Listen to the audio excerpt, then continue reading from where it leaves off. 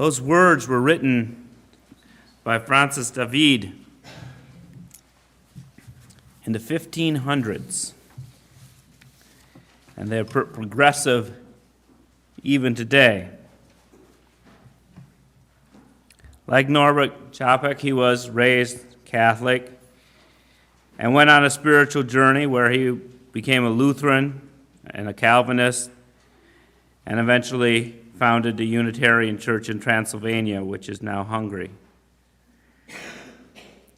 So marked was his ability that he was elected superintendent of each of the Protestant confessions that he held membership. He was an incomparable speaker, one who seemed to have the Old and New Testament at tongue's end, an advocate of freedom and belief, with each individual accountable only to God. In the Reformed Church, he kept on looking for new understanding. And in 1556, King John appointed David to be the court preacher, and as such, he became spokesman for the Unitarian Party in the national debate, called by the king to clarify religious issues of the time. The first debate was inconclusive. The second established Unitarianism as a popular faith and David as its champion. And the third, in 1569, in the judgment of one Hungarian historian, was a decisive debate which produced the final triumph of Unitarianism. Obviously short-lived.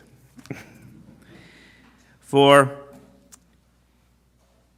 in 1871, there was 500 congregations in Hungary, but the king died that same year, and the succeeding king was less tolerant of variety of religions in this country. This country was the first that allowed more than one. The edict said that you could be a Calvinist, a Lutheran, Catholic, or Unitarian. And it was prescribed in those laws what each of those faiths were. Francis David got hung up because he was always changing. He was always evolving. And he eventually got thrown in prison for disagreeing with what he had said 10 years ago. And that's where he died.